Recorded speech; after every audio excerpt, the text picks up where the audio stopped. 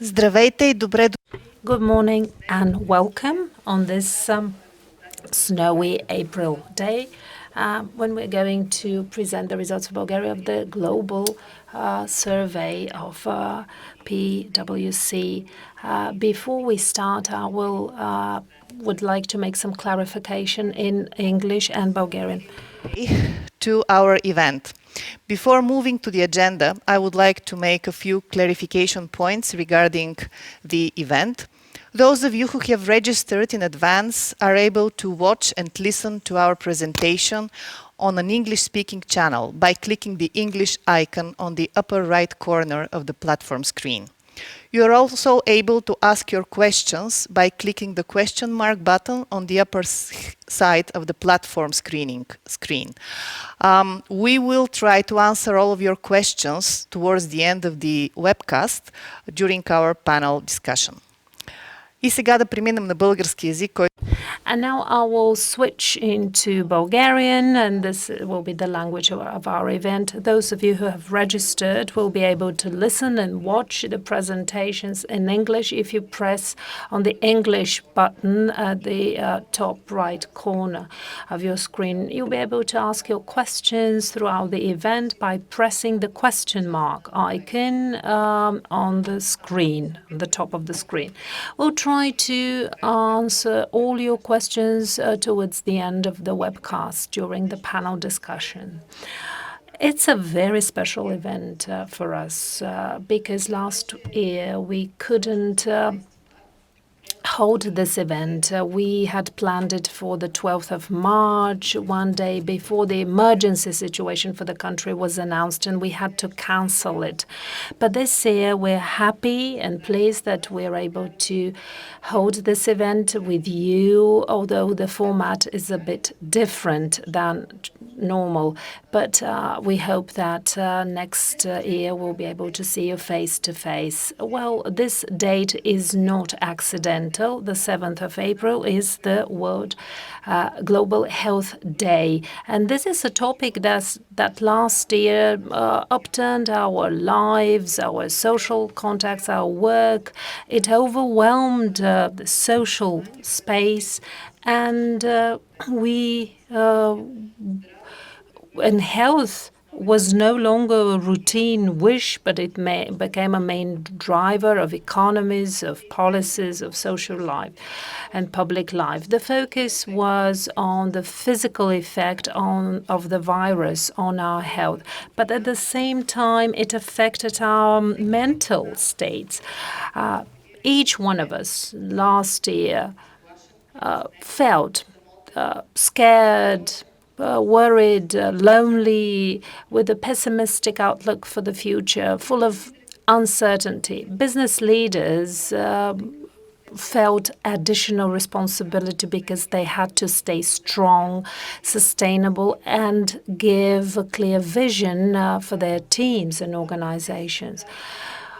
Well, we're going to discuss this topic today with our first panelist, Madlen Algafari, who is a psychotherapist, and she will set the context in which we're going to interpret and analyze the answers of the respondents of this year's survey.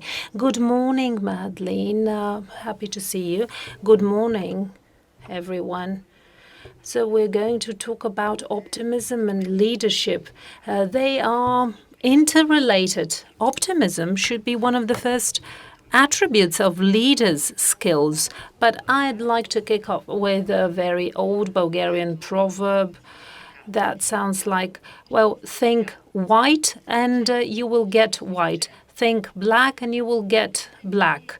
Our ancestors, when they thought of those proverbs, well, they were based on long empirical experience, not particularly based on scientific evidence, but on observation. And today we do have scientific evidence, quantum physics, that will merge in the future with psychotherapy, because we're talking about the same thing, but just different names. And this science will explain why, when you think white, you will get white, and when you think black, you will get black. Negativism means deny from Latin.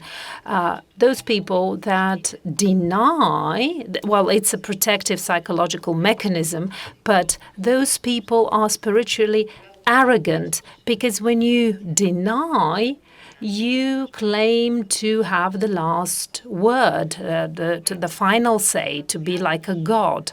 And the opposite, when you believe, you say that there is something smaller than you and something larger than you, and you rely on this larger thing. And hope dies last.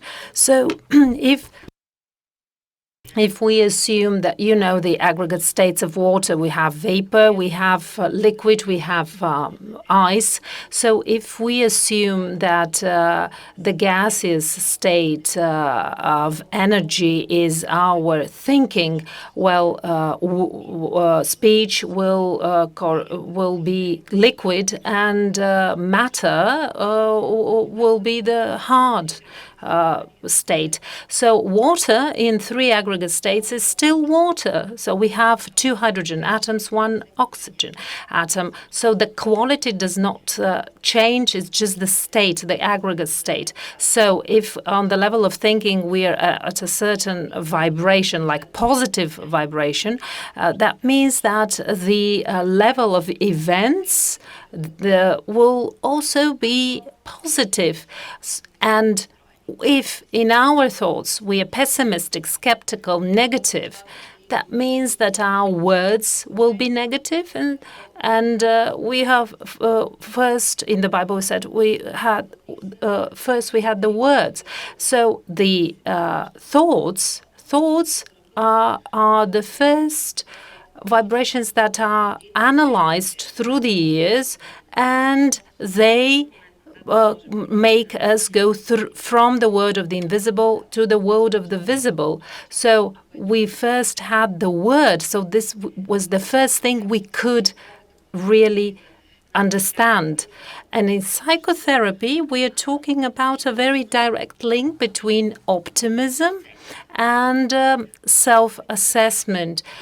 Self-evaluation. Those people that have good self-evaluation, self-esteem, they're more optimistic. Those people are more trustful towards the world, life in general, other people. And the opposite are people with lower self-esteem. They're negative. They don't trust. But they don't trust themselves either, because if you don't trust the things outside you, you don't trust yourself. So we have to trust ourselves.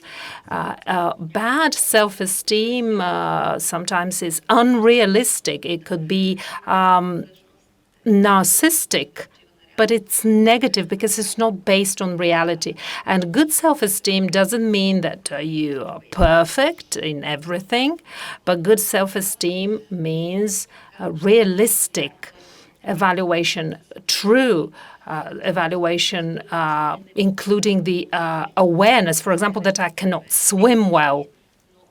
This is something, a skill that I lack, and it's true. Well, of course, I can develop throughout my life. This can change.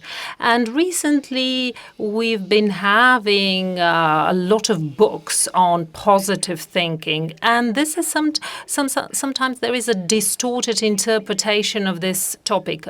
Positive thinking people, well, that it doesn't mean that they don't have problems, challenges in their lives. But positive thinking means being aware that those challenges that are for everyone, they have meaning because they're lessons for us to learn, and they make us be stronger.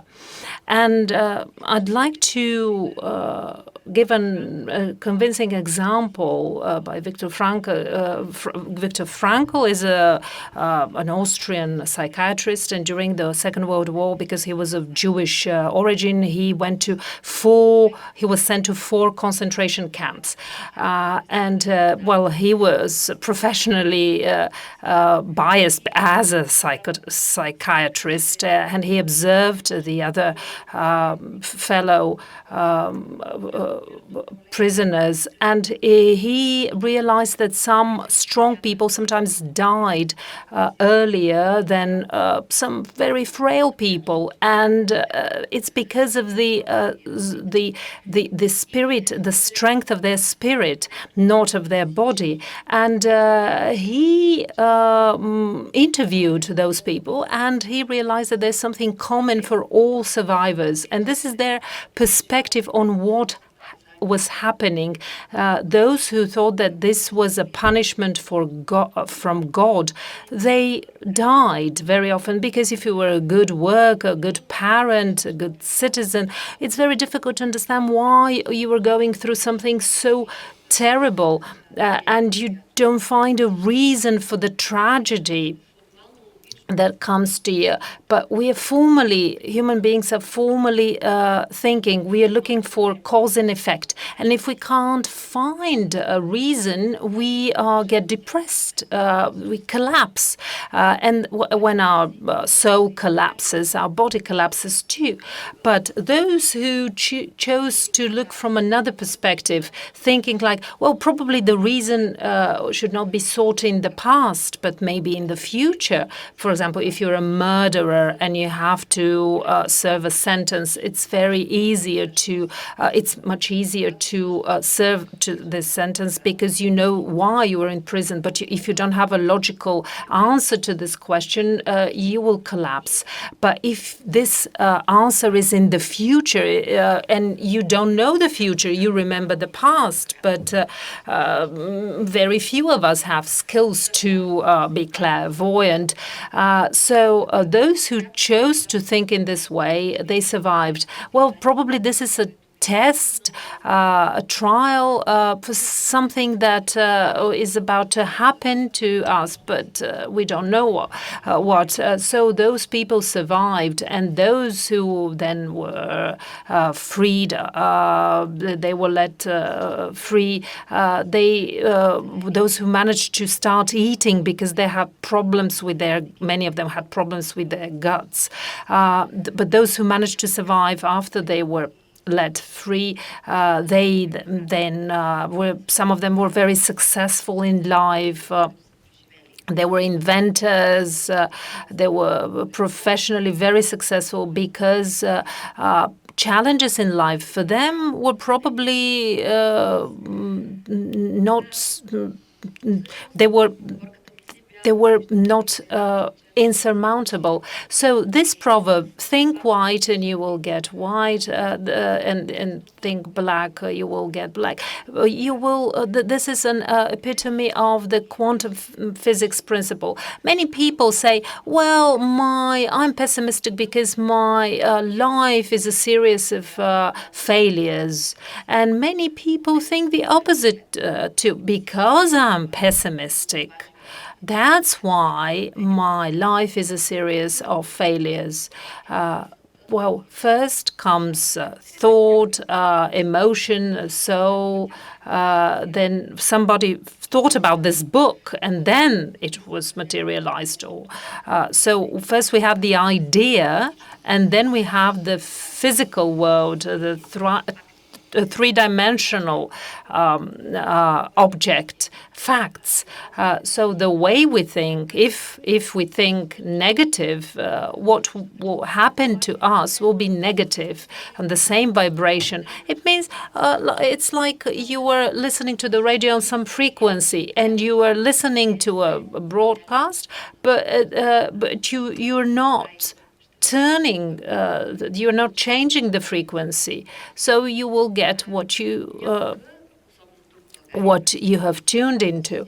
Especially in the past, in socialism, we had the Makarenko style of upbringing children, and children were not praised. They were criticized, they were punished. Sometimes they were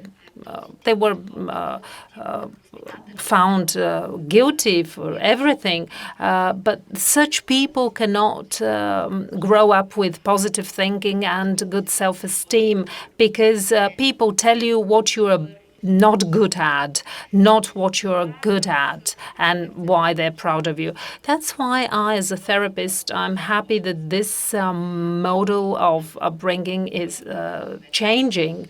It has been changing, and now parents use praise and reward, and this will help you have more higher self-esteem. And the ugly duckling understands that he or she is a swan, and people can be more successful because if you trust yourself, if you believe in yourself, you are braver to try new things. And of course, if you are brave enough to try new things, it's more likely that you will succeed. Good leadership very much depends on the way you have been brought up, this way that will help you develop a good self-esteem, that you can fall but you stand up, you can make mistakes. Making mistakes is this is the right thing to do, although it sounds very contradictory, but we have to gain experience through mistakes. Otherwise, we cannot transform ourselves, we cannot grow up. So optimism is believing that wrong choices are important, they're needed in life, so we can move on. And since you will be talking about leadership. Many years ago, I did a survey on the successful type of leader. So one of the attributes is good self-esteem and optimism in their outlook, but I will mention some of the other qualities and attributes. And the question, I asked many people from different age, different gender, different occupation. Well, it's not representative, it's a representative sample, but we have attributes that are polar. So we have the two extremes. We have someone who is perfect in their professional competence, but people who can recognize their mistakes. So a person, a human being, not just a role. A person who is interested in humans, not in the status of their employees. A person who is demanding, but also able to reward, a person who is ready to risk but also responsible, ready to be a role model. I'm not going to list them all, there's 16, but I can see that I'm running out of time. But in the last minute that I have, I'd like to draw your attention to the fact that a leader, apart from having to being intelligent, good-natured, the leader should be charismatic, but it very much depends the value system for the charisma. Hitler was charismatic. Leaders of religious sects, they are charismatic. So you need to be very intelligent, to be flexible in your behavior, to have good self-esteem, to believe in the future. But all this depends on who you are serving, God or the devil. I don't mean literally, religiously. I mean a personal orientation and choice, good or evil.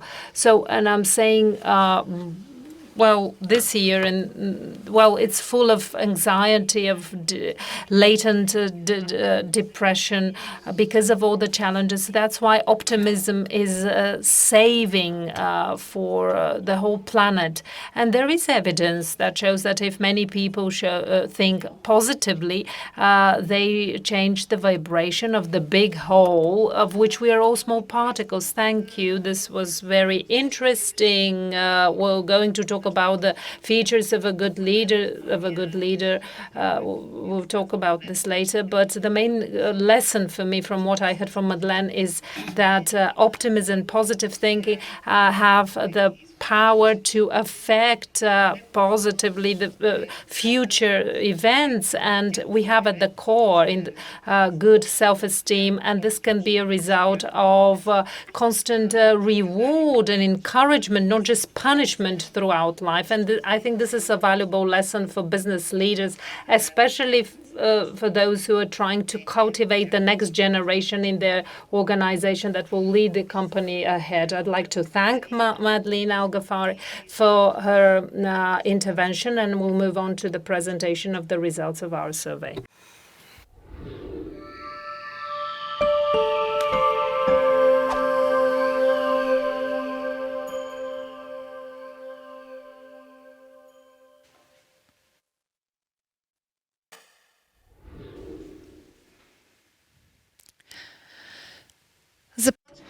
Now we begin with the results. Now, having had last year, the pandemic year, COVID-19, the overall comprehension of insecurity, 76% of the business leaders globally expect that the global economic growth would go up. And this is a significant rise of 22% compared to last year. And it's actually a record high when it comes to optimism over the last decade. Such forecasts are now being supported by the data reported by the IMF and the World Bank that are also expecting 5% global growth of global economy in 2021. Probably the vaccines that will shortly come along and the expectations that they will be put to most of the population globally play their role, but also the economic stimuli and support programs that governments around the world are trying to introduce in the past few months. Now, at this background, Bulgarian business leaders remain a bit more cautious. 58% of them expect that global economic growth would indeed improve in the next 11 months, but 1/4 of them would expect for it to go down. Now, this is an improved trend compared to the trend in the last 2 years. In these 2 years, we've been expecting the accumulation of concern with pending economic crisis, but back then we couldn't have imagined of the crisis that would come upon us in the form of the pandemic. In our survey, we compared the expectations and the specific perspectives and viewpoints that business leaders have for their organizations. And now we see the perspective of the business leaders in Bulgaria. 68% of them would expect the profitability to go up in the next 11 months. And this is an improved trend when it comes to the sustainability and the success and the strength of their organizations. They remain a bit more pessimistic compared to their colleagues from Central and Eastern Europe, but at the same time, the profitability growth appears to be the bigger challenge for them all. Of Bulgarian leaders, 45% only expect the growth of profitability in the next year. Naturally, these data has to be interpreted against the background of different sectors, because different sectors suffered the pandemic in a different way. But we can see that concerns are bigger when it comes to tourism or transport, because it's not clear when the travel bans and limitations will be dropped. For the technological ICT companies and tech companies, they are more confident because of the nature of the business and the opportunities they have open still. When we ask them what are the initiatives measures and activities they intend to rely on, the perspective of global and Bulgarian leaders are almost the same. Operational efficiency and growth are their main intention. It has to be highlighted that Bulgarian leaders plan fewer steps to develop their organizations in the next 12 months. 80% only of them plan to have new mergers and acquisitions, and this is a significant drop of 32% compared to 2 years ago. Even greater drop, we have the leaders in their desire to enter a new market or to step into new markets and sell their business. Maybe this is the right strategy because of this pandemic, because it's the lower risk one. But at the same time, good opportunities could be missed. And when it comes to opportunities to further develop and restore the activities. When it comes to threats to growth, this is a traditional question of ours, we ask it every year. It comes as no surprise that the main threat this year is a new one. Business leaders globally and in Bulgaria identify the pandemic and other related health issues as the new threat. For Bulgarian business leaders, it is still critical when it comes to access to some critical skills and knowledge. They're more concerned with this particular issue compared to their colleagues from Central and Eastern Europe. Bulgarian leaders are very much concerned about the health and the well-being of their workforce. This is the sixth-ranked threat among all others. The biggest development we witnessed this year is the cyber threat issue globally. They are number 2 of all threats, and in Bulgaria they rank 3rd. The pandemic, to some extent, forced the digitalization all over of all sectors economically and all sectors of our social lives as well. We view this as a key factor to maintain the level of profitability and also to demand its growth, but also we need cybersecurity to guarantee the security of social life and citizens, but we also have to secure the data. This Strategic and International Studies Center that studies such cyber threats and accidents declared that for 1 year period, the registered number of such accidents is 146. Compared to a year before that, the number has been 110, and this is a rise of 33%. Another significant trend that is on the rise is the risk of receiving misleading information or fake news. It used to be 16th, but now it's 10th. And Bulgarian leaders, 32% of the Bulgarian leaders also place this threat on the 10th place. They're very concerned.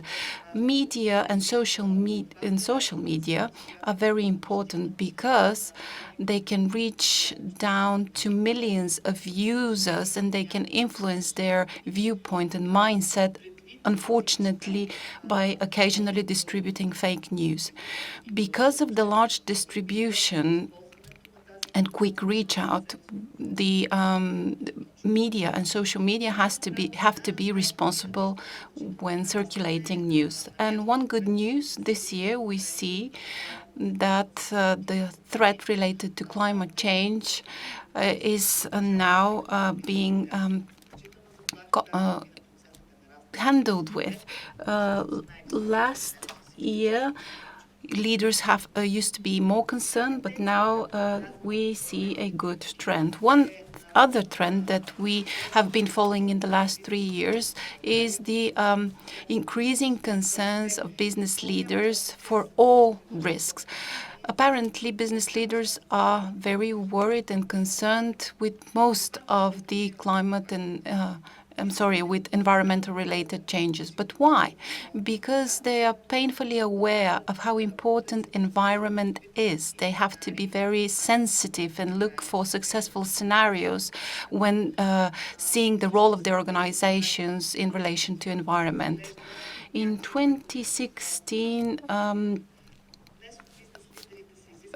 it was difficult for business leaders to plan how to be alert, but now they have to be very quick, very nippy when it comes to decisions, very thoughtful.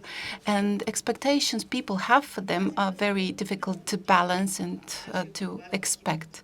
This year, our strategies and leadership team identify 6 paradoxes or 6 challenges for the leader today. Sometimes they are very contradictory, because they reflect the demands and expectations of all stakeholders, inside or outside the organizations, but here they are. The successful leader has to be a globally minded localist. They have to be very open, but also very dedicated on the local success of the organization. Secondly, this person has to be a high integrity politician, to be able to lead, to make coalitions and negotiate well, to overcome all hurdles in order to provide for the success of their ideas. Thirdly, this leader has to be a humble hero, has to be a very strong model, but at the same time seek for help or recognize their errors. Fourthly, this person is a strategic executor. They have a clear vision of the future, considering and minding many factors, but at the same time, they are focused on the daily performance of their organization. 5, this person has to be a tech-savvy humanist. They have to provide for the success of their organization, but also stay open for the human factor and never forget that organizations are created by and for people. And 6, but not last, this person has to be a tradition innovator. They have to be always connected with the values of the organization, but never be afraid to try new things or fail. And they have to encourage the teams to do the same. So you can imagine what a challenge this is for leaders today. When they think of strategic initiatives to run their business, they have to follow the trends of the newest threats. The number one fear today is pandemic and other health crises. So leaders do take actions and initiatives to overcome risk in this respect. Other important threats are availability to key workforce with key skills and cyber threats, as we previously mentioned. Although they are much concerned today when it comes to climate change, apparently climate change threats are not embodied into some real life actions, both globally and locally. More than 60% of business leaders confess they plan almost nothing of their activities in relation to climate change. Towards February 2021, only 8% of the global index of Fortune 500 have declared commitment to reach net zero or carbon neutrality goals. Globally, in more than 50 states, we see measures and actions taken in order to reach the overall objective towards 2050 of zero carbon emissions. So we see, apparently, that the next period transformation will be the climate-related one. But in order for goals to be reached, action has to be taken as early as now. Risk related to COVID-19 necessitated the identification of several vulnerabilities of economies globally. Apparently, different scenarios of business development had to be reconsidered so that to include risk management more efficiently when it comes to health crisis. 53% of business leaders decided to digitalize the risk management. They are trying to forecast risk in a better approach. 43% of business leaders confess that they will reconsider their strategies of risk tolerance. And this is a good lesson learned with view of the pandemic. Apparently, investments are coordinated, are aligned with the level of threats and opportunities. Digitalization will help to some extent to overcome the skills crisis and the consumer behavior. But investments in ICT and data protection and cyber threats are traditionally on the rise. Business leaders in Bulgaria who plan to increase investments in this respect by more than 10%. We can see that 51% of them plan to do this in the field of digitalization, but only 29% are more focused specifically on cybersecurity. But in order to have sustainable development and good risk management, we need to have a similar percentage in both areas. There are no significant differences of the investment intentions of Bulgarian leaders and their global colleagues, with one remark: although intensified climate change concern, only 25% of Bulgarian leaders intend to increase their investment in this respect, and only 20 of them intend to have it significant ones. Compared to this, leaders globally, 60% of leaders globally intend to have intensified and increased investments related to climate change. 25% of leaders globally want to have it a big one. Naturally, leaders are concerned with the well-being and health of their workforce. 46% intend to change their strategies in this respect. Apparently, this is not tightly related to payment and salary raise, because only 18% of business leaders intend to do so. Rather, business leaders want to have safe, secure, flexible, agile working environment with home office and digital platforms included. 36% of the business leaders intend to focus on the productivity through automation and technologies, and also 36% want to intensify the commitment and communication of their workforce. They want to reinforce the organization of values and goals, and they want to pass around messages to encourage the commitment. The increase of the productivity through automation and technologies is the second most targeted development. 36% of the Bulgarian leaders work in this respect, but leaders need to know the digital skills of their workforce has to be increased. When looking of their role in business and society, they see the relation of what they do with what the governments do, because the government has to provide for qualified and educated and adaptive workforce. They see how important both stakeholders' role is to ensure the terms and conditions for this. This is very high on the agenda of business leaders in Bulgaria.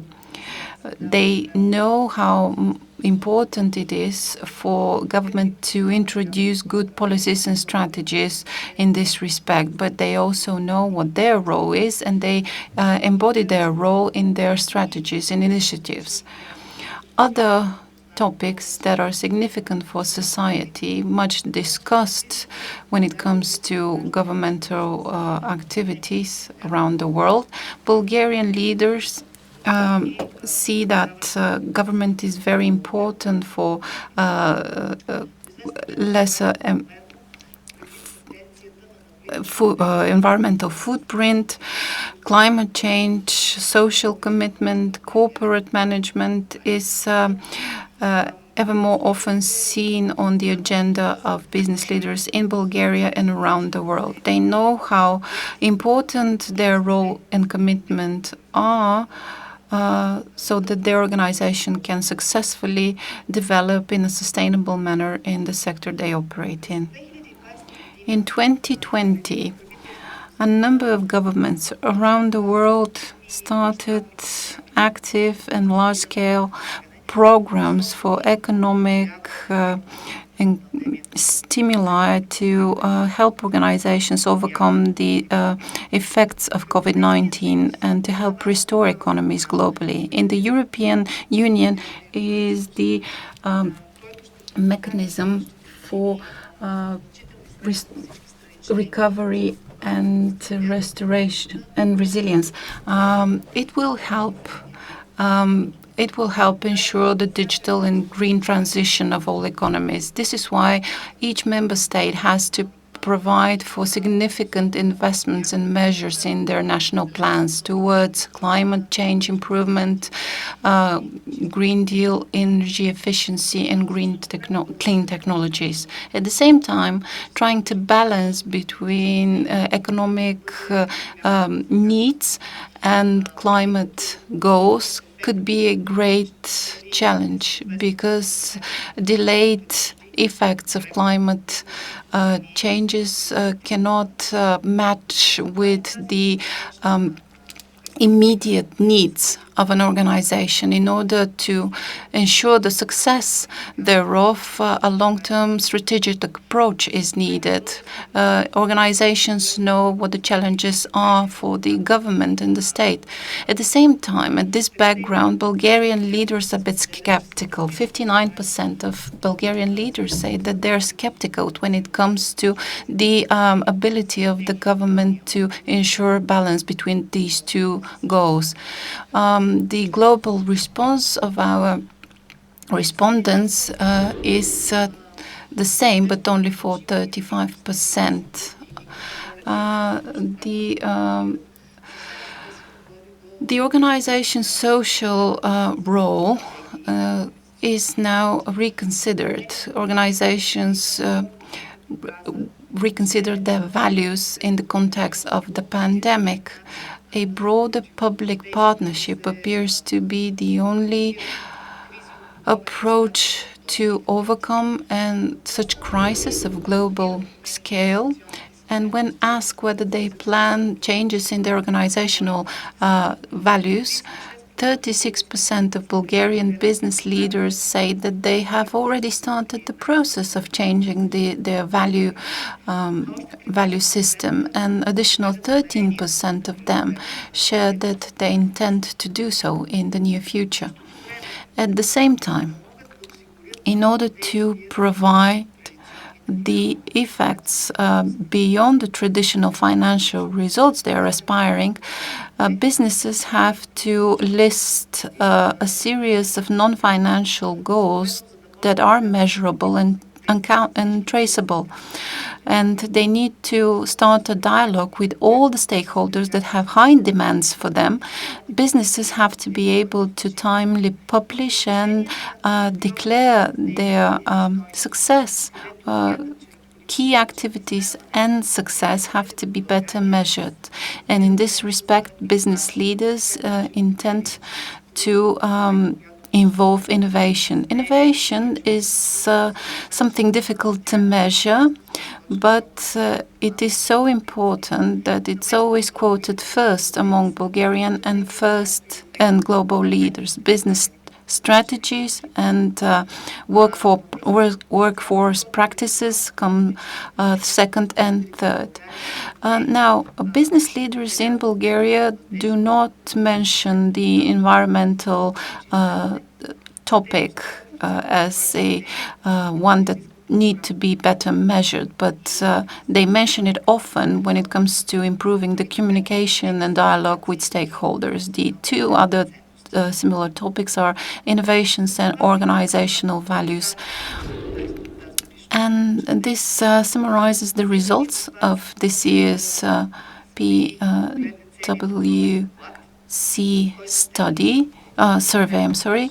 And you can see the results, the entire survey and the results are uploaded on our website. You can ask your questions throughout the event and during the panel discussions so that we can answer during the Q&A session. And I would like to invite our panelists to the stage.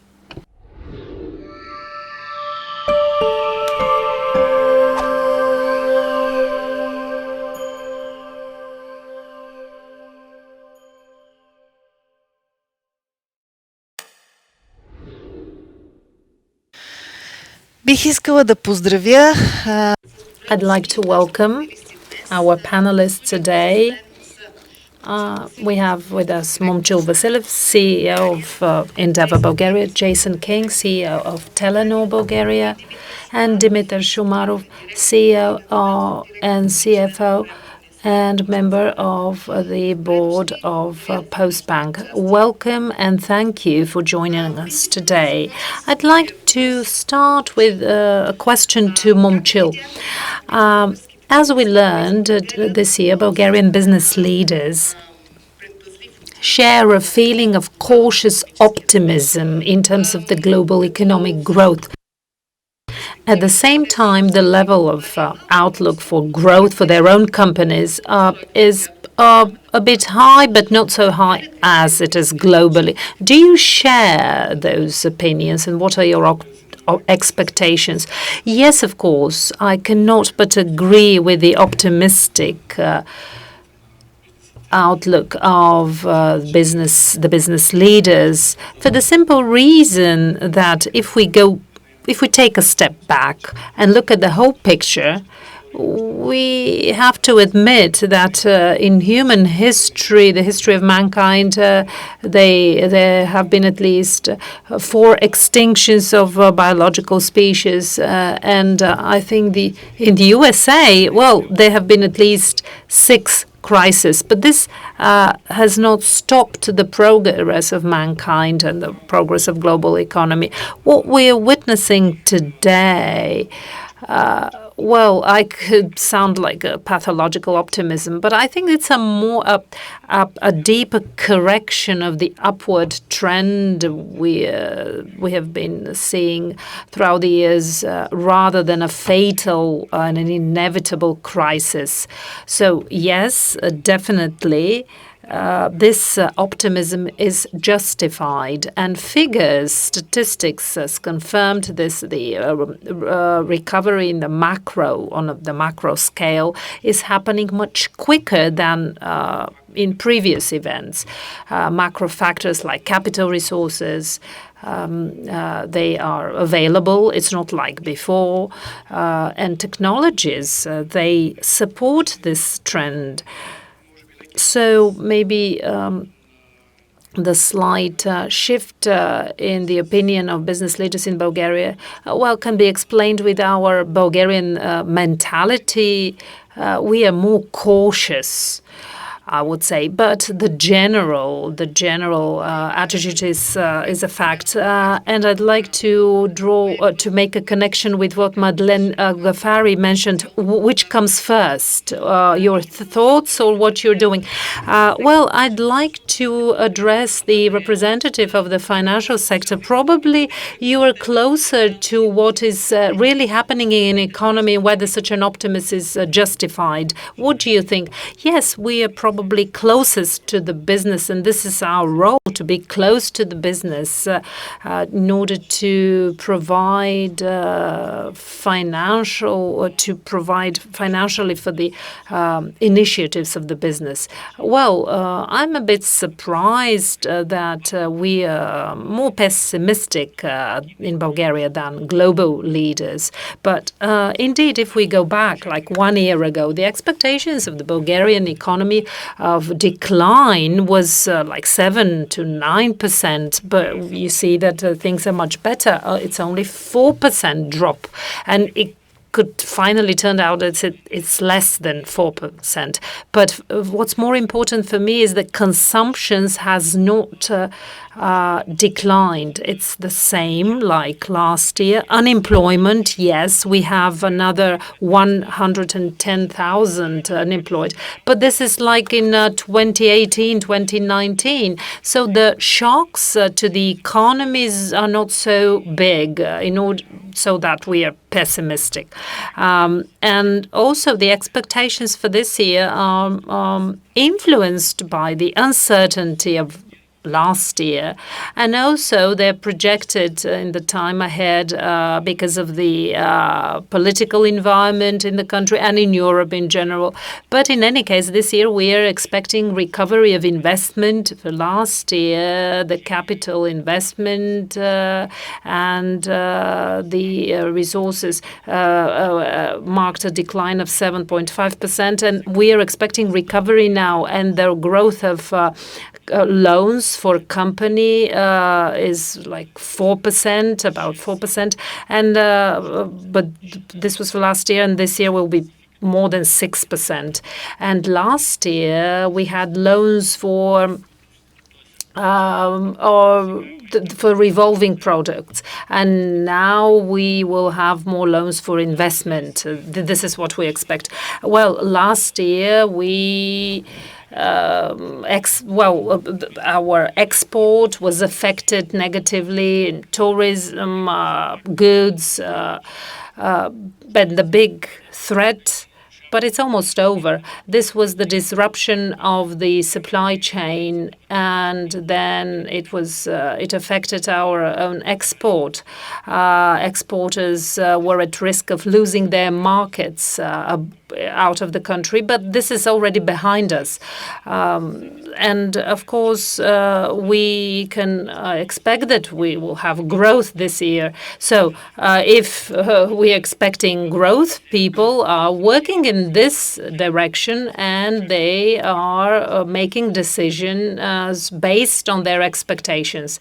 So I think the year ahead of us will be better than last year, and we must have learned a lot from what we were through last year, and this will be to our benefit. Thank you. So we are more thinking about some subjective feeling based on the previous situation, but there are some objective indicators in the economy towards an improvement of economic indicators in general.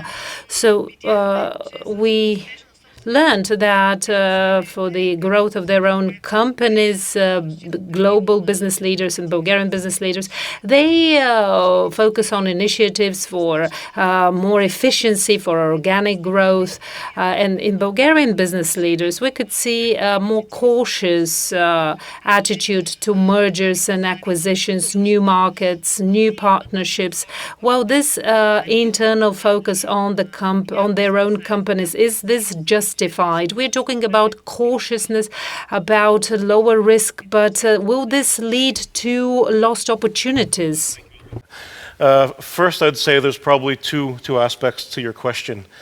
First would be that operational efficiency and M&As are not mutually inclusive of one another. I think more often than not, businesses that are well run have an ongoing efficiency program to make sure that they've bootstrapped and cut costs as best possible, so they're running as efficiently as possible.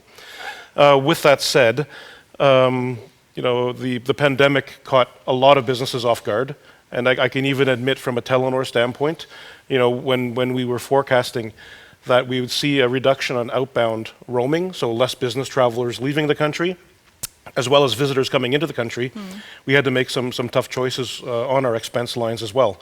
Namely, when we got into marketing and some of the more nice-to-haves, so to speak. On an M&A side, I believe that there's probably two things at play there. Obviously, M&A is a form of inorganic growth for businesses, so that will be something that businesses work towards over the forthcoming period, but there's really two factors at play for M&As as well. First would be, I guess microeconomically, businesses are holding back slightly to see if valuations can somewhat get a bit better. Yeah. If you think back to 2018, 2019, especially in the technology, telecoms and biotech businesses even, there were valuations on the 10 to 14 times EBITDA level. I'd like to believe that companies now, and I'm not just being exclusive to these sectors, would like to see something closer to 8 to 10 times EBITDA.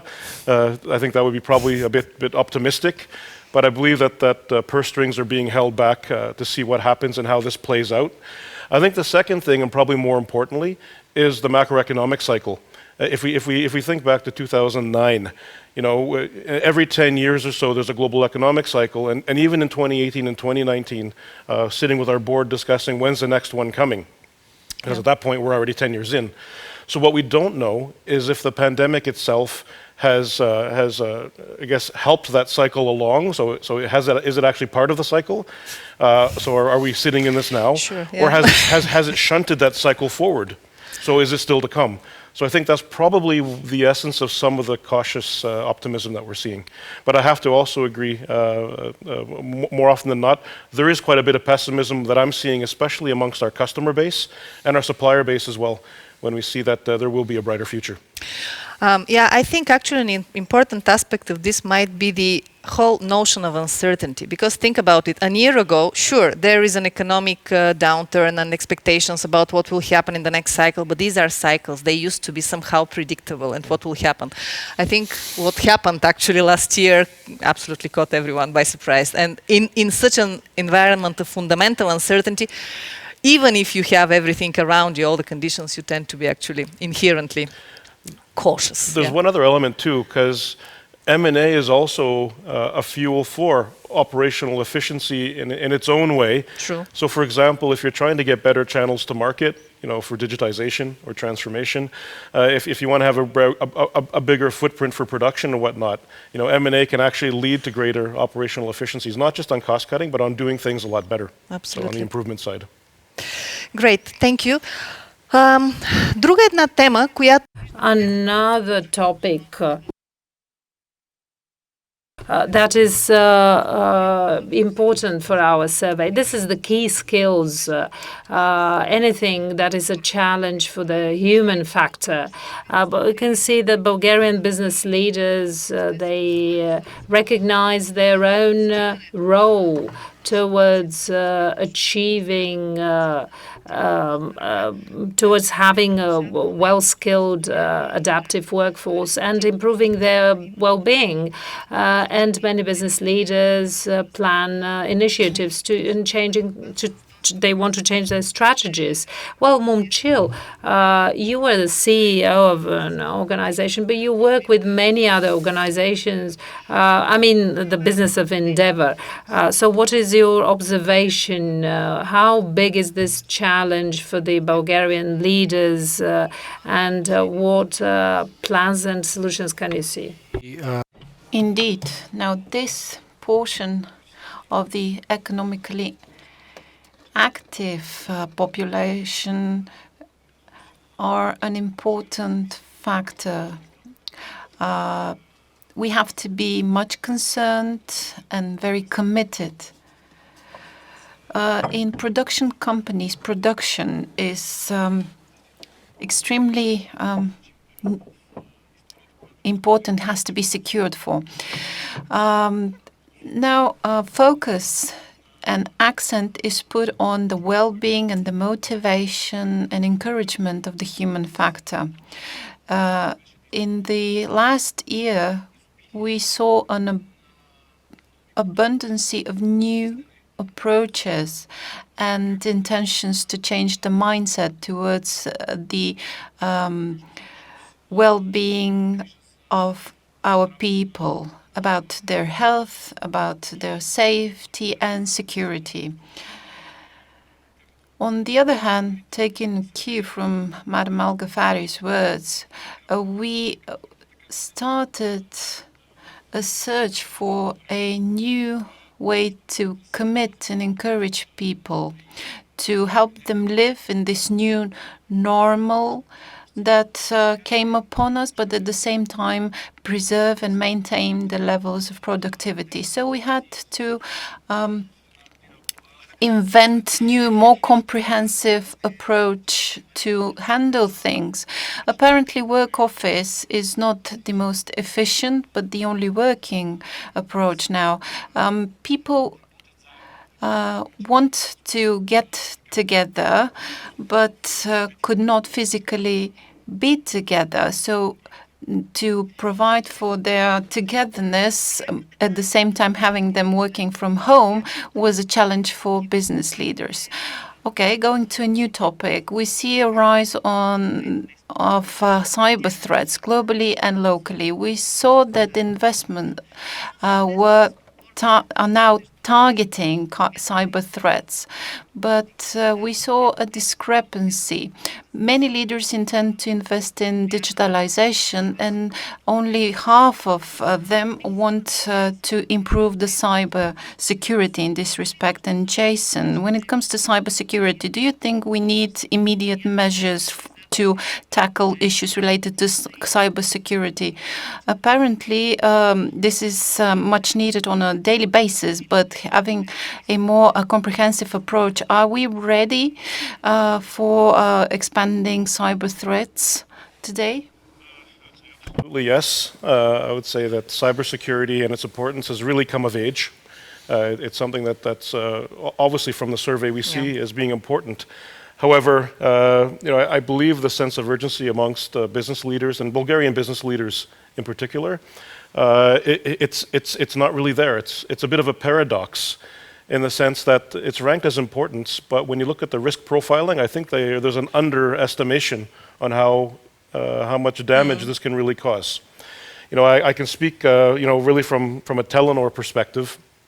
Obviously, as a holder of infrastructure, we take cybersecurity very seriously at all levels. When we look at personal data security, so privacy management in that case, when we look at network security as well, and we work with a full gamut of international vendors, be it from the United States, Israel, or Europe itself. Now, that's good. We're a big company, and we can afford this, and we spend millions a year to try to prevent a series of cyber security attacks and issues, ranging from phishing attacks through email through to more sinister and clandestine ones directly on our network. Now, there's really two areas here. So big companies can tackle this in a more orchestrated way. It's more the smaller enterprises that we have to worry about, because these guys don't necessarily have the wherewithal or the talent or the access to talent and resources to make this happen. And I think that's an area that we really have to focus on. It's something that Telenor will work on as well with its customer base to help raise the awareness when it comes to cybersecurity issues, but also try to work with customers to try to alleviate some of those risks. I recently read a report as well. It's an American report from 2020. And it stated that in the US alone, the damages caused by all facets of cybersecurity breaches was 4.2 billion USD. And now if you extrapolate that and actually explode that to the world, we're talking about hundreds of billions of dollars worth of exposure and risk. And I think that's worth paying attention to. Yeah, absolutely. Yeah. Thank you. Сега, голяма част, не голяма, но най-висока сравнено с останалите участници от българските Many of Bulgarian leaders declare that they intend to revise and rethink their system of values for the organization they work in. So my question is, how do you see the role of your organization changing in the last year? Has it changed at all? Indeed. This is the rearrangement of values because of the rearrangement of the social and political cycle.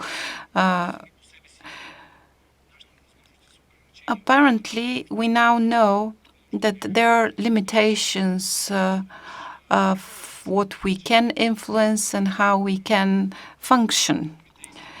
And only if we come together, act as a team, as a group, we can have a positive impact in social and political domains. So now the change is an evolutionary, like the society is changing.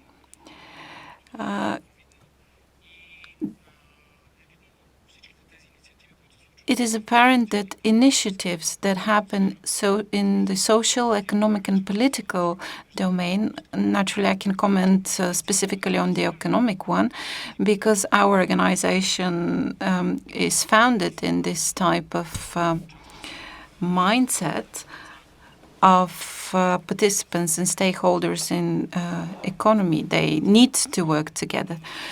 I can see that the intention to work as a group, as a team, is expanding, and this will have an overall positive effect on entrepreneurship in Bulgaria. I can see the questions that the audience is asking us, and I will now read out one. Data shows that there is an increased highlight on the organizational values rearrangement, and this is what the results of the surveys say.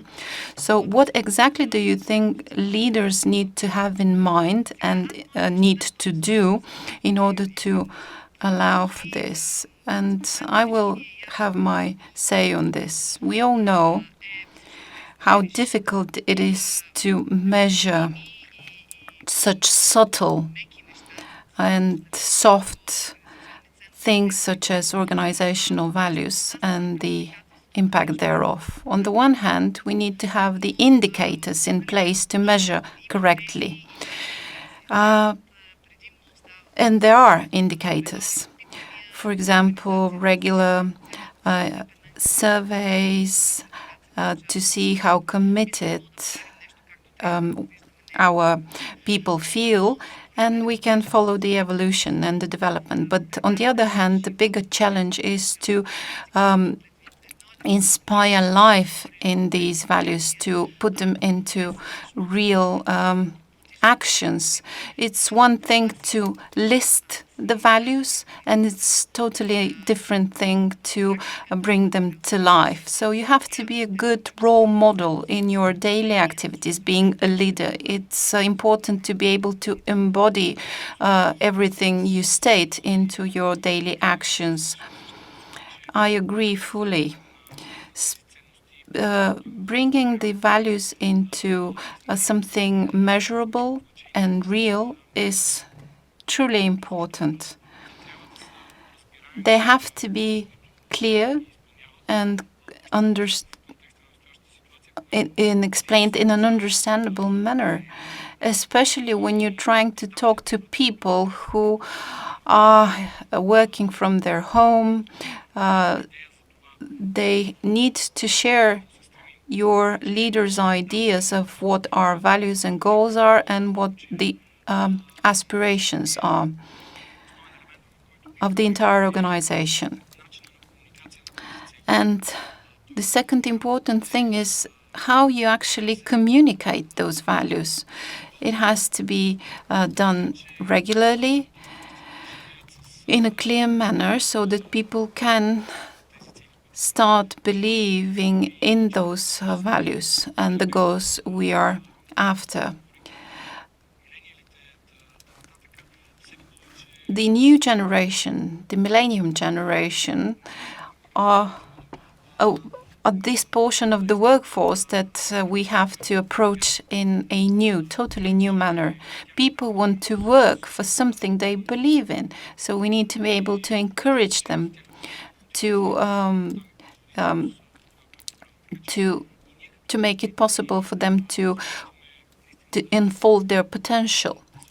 And we as leaders are trying to bring real life into business goals.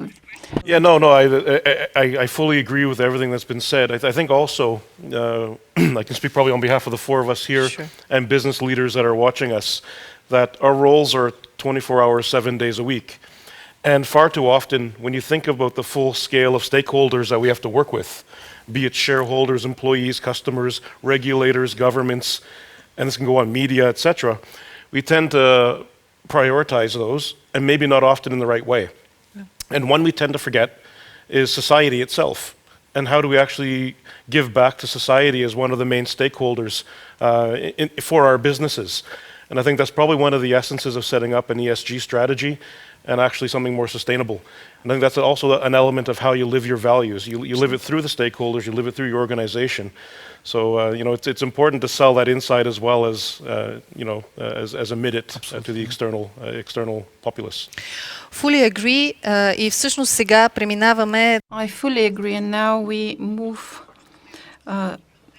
towards the much related topic, environment, social responsibility, and improving the working environment. We saw that our business leaders are much aware of the changes needed. And a question to Dimitar. How has your bank included those strategies? Is it related to risk management, or are those opportunities that we can further explore? The short answer is both. This topic cannot be viewed in isolation from everything else previously commented, because all topics are interrelated. We all want to live a better life. We need to work in better conditions. And this means that environment has to be improved, our working space and environment has to be improved, our social life has to be improved. Everything is connected to everything else. And the big companies, the leading companies, the pioneering companies have to lead on. For banks, this is a particularly sensitive topic. Not only because we are now cautious about the risks and threats, but also because of the regulations and the limitations. You know how much our activities are regulated when it comes to measures and to announcing we make. We need to be able to provide products that are of the right dimensions. And regardless of the type of financing we want to provide to our clients, we need to be able to properly measure the risks, the risk related to environment, the society as well. Being an innovator and a leader bank, because our bank is part of the Environment Protection Program of the UN from 2011. And because of this, last year we also joined the program for responsible banking. And we have to measure our products compared to the requirements of these programs. The European Central Bank is now introducing the requirements for risk assessment on environmental impact.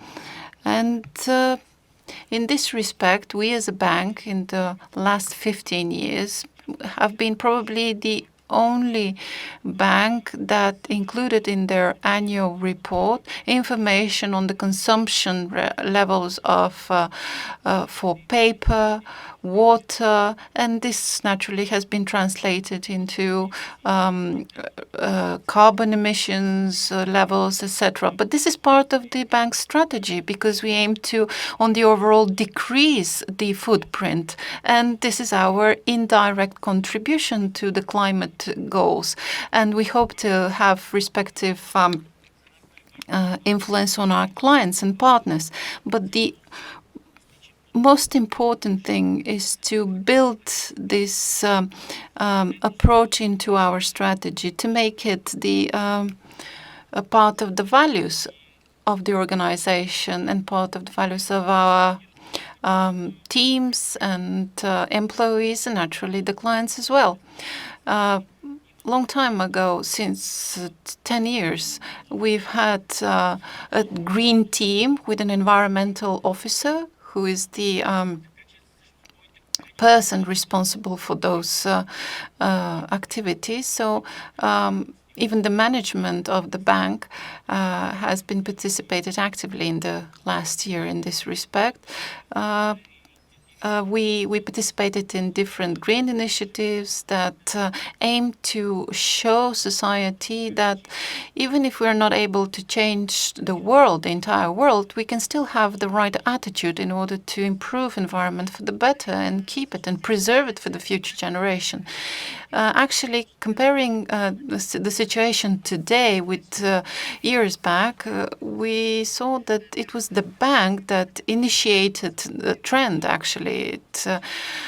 Probably we can expect this when it comes to sustainability. The European Central Bank now has new requirements in this respect for banks and the regulation thereof. So in the sector of banks, we see the leadership role. Let me inform our audience that PwC is also among the companies that have globally committed to reach the carbon neutrality and zero emissions target as early as 2030.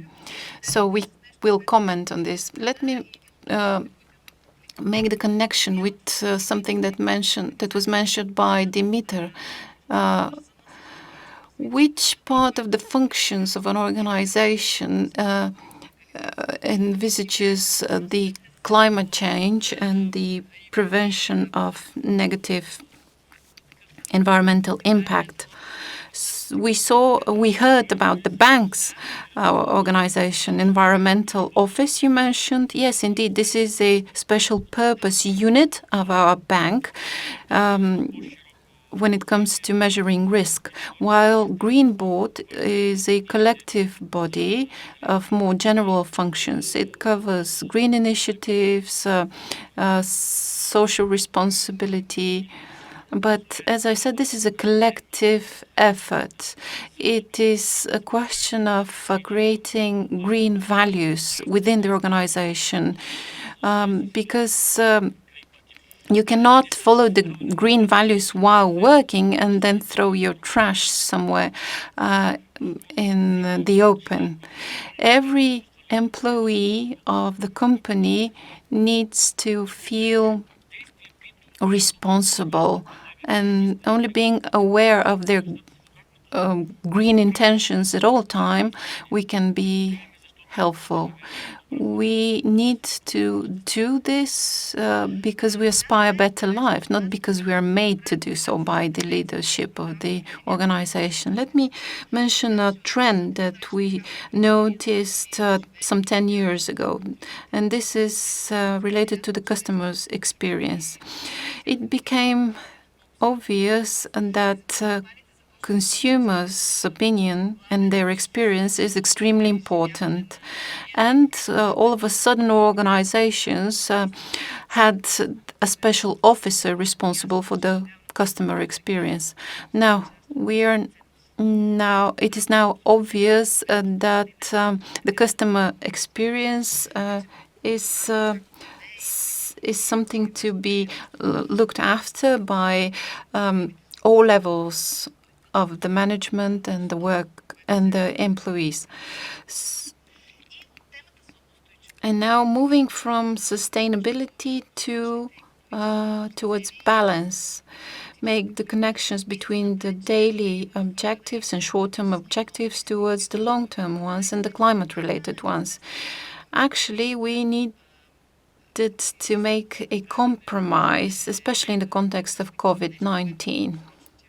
Something that is important in the short term in order to provide for economic results, usually financial, has to be well balanced with something that is important in the long term, something that requires investments immediately but will become important in the future. So, Jason, in your organization, how do you see this balance, and do you need to make any compromise, and if so, what? Compromises between the short-term results and the long-term benefits for the business as well as society. I guess you said it was a bit of a move from sustainability, but it really is about sustainability still. Yes. So if I bridge my previous comments, I think it's also tough for businesses to reconcile. Do I spend efforts on a long-term approach for society or for whatever versus having to put food on the table today for myself or have the lights turn on for my business? At Telenor, we've always been a bit of a leader when it comes to social inclusion, environmental issues, digital literacy even. And I peg those together when it comes to climate. We've also kicked off a pretty big initiative centering around having a paperless workplace. We've set an internal target for ourselves that within the next 3 years, we have 80% of everything without paper. So only from our current standpoint. That'll save, obviously, back to operational efficiency. That'll save us quite a bit of money when it comes to that expense line, but it's also better for the environment. And we've by far and large over the last 3 years have been considered one of the greenest telecoms companies in the country, if not even the region. So we're quite proud in that fact, but it's always about compromises and trade-offs. And by far and large, you can't measure the long term directly within your P&L. It's something that has to be inherent, and from a moral compass standpoint is the right thing to do. And exactly what you were saying earlier. You have to also live it inside and outside the business. And it's tough. It's difficult to do. I think I'd be the first to admit that as well. But it's imperative. Ако мога да допълня това, което If I may add to what Jason said, well, I believe there's not a big conflict between the two because, last year we learned that we will have crisis, any kind of crisis. We had COVID-19, we'll have COVID-20, next year we'll have probably environmental crisis, next social, political, and so on and so forth. So, thinking of policies and practices to address those long-term challenges and overcoming our inherent short-sightedness in terms of the history, in terms of our lives, we should be able to work towards sustainability. Because last year, what I noticed about the companies we're working with is that those that had this mindset in terms of sustainability, like social, operational, financial, and so on, they managed to overcome the crisis much quicker. And going back to the questions about M&A, they are now in a position to take advantage of the opportunities on the market because the others could not manage so well. So yes, in the long term, such an investment, such behavior will pay off in terms of sustainability and also opportunities for growth. Yes, I'd like to add now and here, everything now and here. This is very tempting, but at the same time, there is a conflict between short-term goals and long-term goals because those short-term goals should contribute to achieving the long-term goals. If this is not so, it means that our goal setting was wrong. But compromise now will be a problem in the future. At the same time, if we do something now, we should be thinking about the consequences, the implications for the future. We should be responsible for our decisions today and the implications in the future of those decisions. And if we learn to do this, we'll be ready to deal with any kind of unexpected challenges and crises because we have this mindset, this behavior, and those values in our organization. One of the broader reasons to really focus on the long term is it's a bit of a feedback or pinwheel in the sense that it feeds back into a sense of purpose for your organization. In such, it ties into your corporate or company values, which then feeds into your short-term results. So that, I guess, is one area that it is measurable. But it's tough, I can imagine, especially when you're a small business or an entrepreneur, to get into that mindset. It's much, I'll use the word sparingly, easier for a larger organization to actually put the time and resources into that, because you can also see it. You have the history and the longevity to actually realize it works. So I'd encourage smaller businesses to think about it as well. But in a way, you're saying that actually the long-term focus can feed back and help your short-term objectives to make them sustainable and relevant. Продължавайки мисълта на това, което Джейсън каза. To follow up on what Jason said about growing businesses, well, I think a positive trend that we can see in the on the global scale and local scale is that investors are now starting to think like this, and that is that growth at any cost is not the key thing. Recently, investors have been looking for a sustainable model for cost effectiveness in the long term, and not the crazy race towards achieving growth at any cost. And what we witnessed in M&A in the world and the culture and the mentality of entrepreneurship recently. So this trend also depends on the capital that requires such a thing from the people working with this capital. And I hope that this will be a long-term trend and not just an element of this cycle. And then in the next cycle, we will believe we are immortal. Businesses who are seeking funding to actually vet out investors who value ESG and social and sustainable causes. So it kind of works both ways. It's not just about... so it's a selective aspect as well from small businesses. Много се радвам на тази дискусия. I'm so happy that we're having this discussion on sustainability. It's not an easy topic, but I'm also conscious of the time. We don't have much time left, but maybe I think we could end off with a final question to each of our participants. Well, we looked at the 6 paradoxes of leadership. Do you feel those paradoxes in your daily work, and how do you deal with them?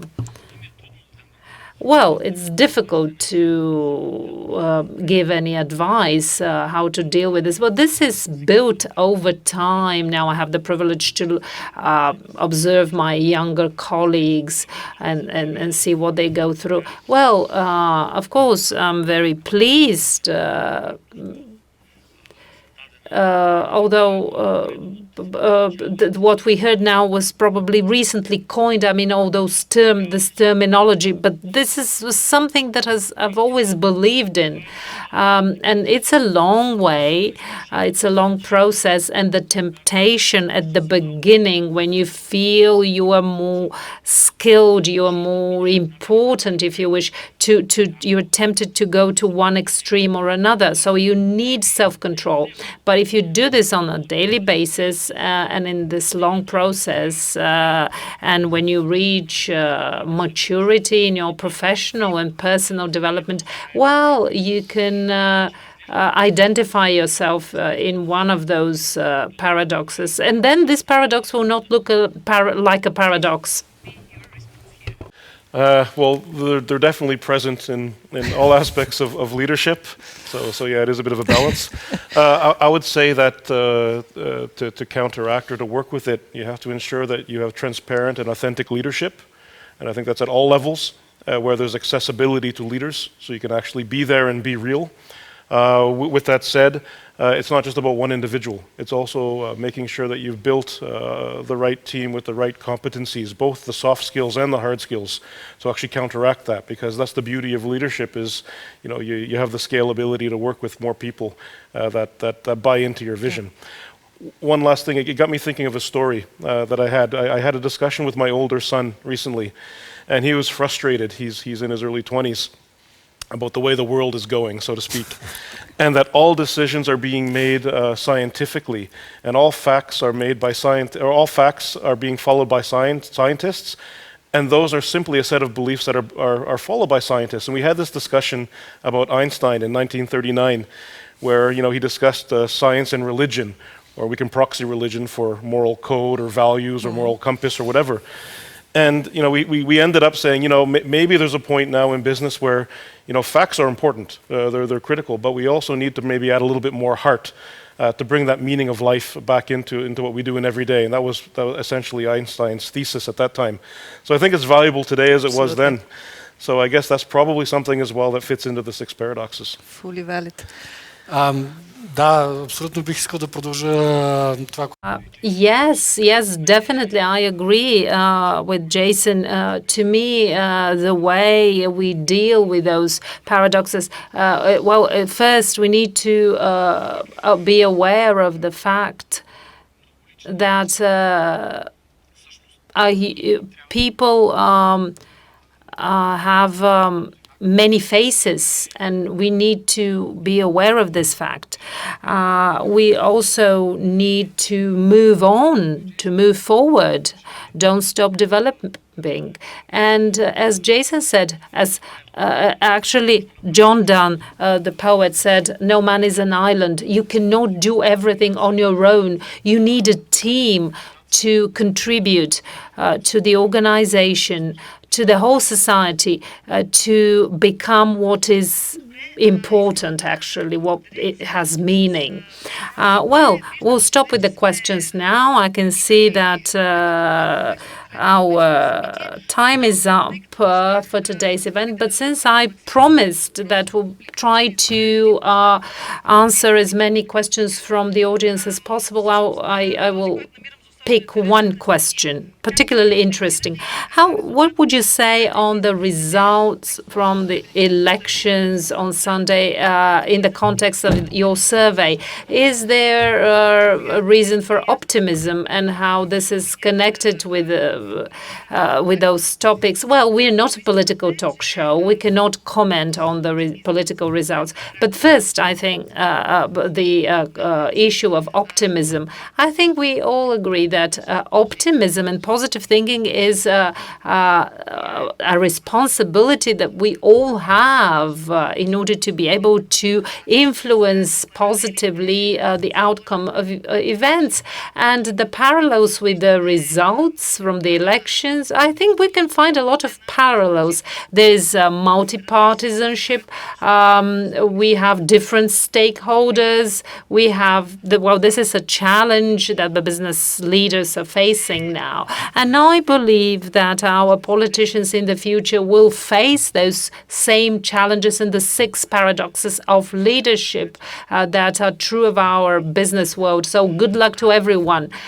And I'd like to thank the panelists for their participation in today's event. It was a very interesting discussion. I'd like to thank all our viewers, listeners, and let's wish that we have next year an event that is live event face-to-face.